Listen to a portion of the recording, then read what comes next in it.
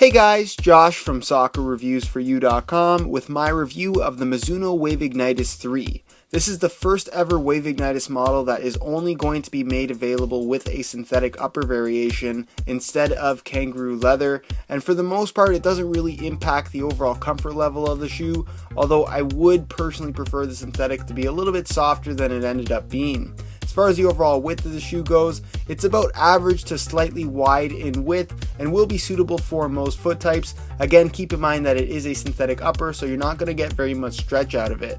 When it comes to sizing, I wore my usual size 9 US for review and found that the Wave Ignitus 3 does run about a quarter size small. So if you like that snug fit, stay true to size, but if you want something with a little bit more room, you can definitely go a half size up.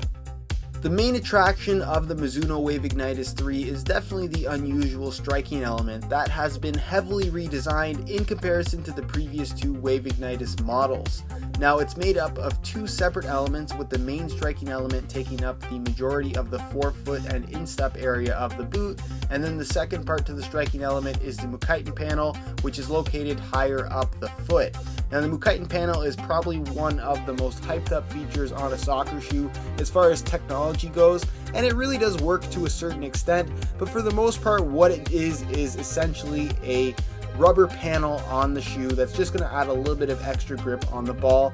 Yes, it is positioned in such a way that it will make somewhat of a difference with the proper technique in allowing you to perform a knuckleball style of shot, but for the most part it doesn't do much more than any other striking element on any other soccer shoe.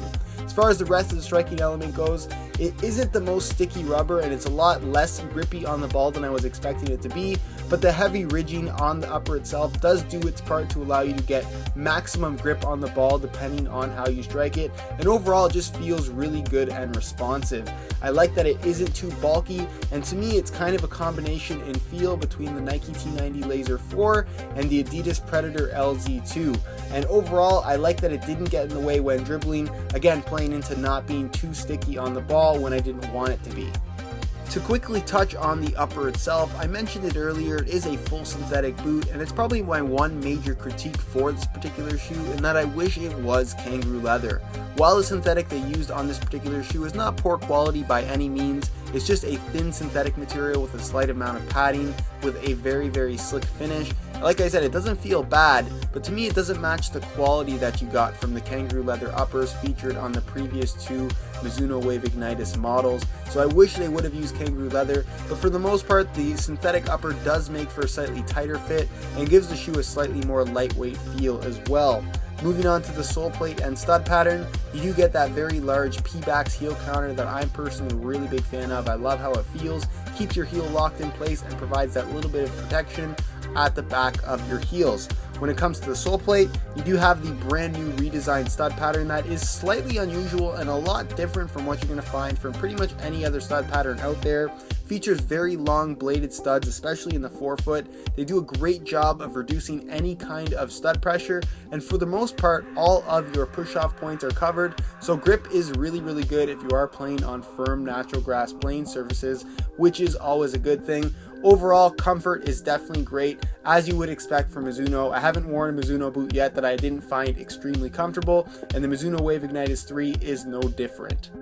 Alright guys, that's it for my review of the Mizuno Wave Ignitus 3. If you did enjoy today's video, be sure to support it with a like. For the most part, I have to say that I'm pretty happy with this shoe overall. I like most of the changes that Mizuno have made with the striking element as well as the stud pattern and sole plate. I just wish they would have stuck with a kangaroo leather upper, but at the same time I'm not sure how much that would have changed the overall feel of the shoe, and if it would have changed it for the better, of course. Now if you guys are interested in getting a pair of these for yourself, there will be a buy it now link down below in the description, especially if you are in North America. I know that Mizunos are hard to come by, but you can get them from a UK based retailer that does ship internationally for very fair prices. So be sure to go ahead and check out that buy it now link down below in the description. If you guys have any questions regarding this shoe, feel free to leave a comment down below. And if you did enjoy today's video, like I mentioned earlier, be sure to support it with a like. As far as the full written review goes, it should be coming in the next couple of weeks, so look out for that very soon on my website, SoccerReviewsForYou.com. If you're not subscribed already, be sure to hit that subscribe button for daily videos on all the latest soccer gear. You can find all of my social media information down below in the description. And other than that, guys, hope you enjoyed today's video, and as always, thanks for watching.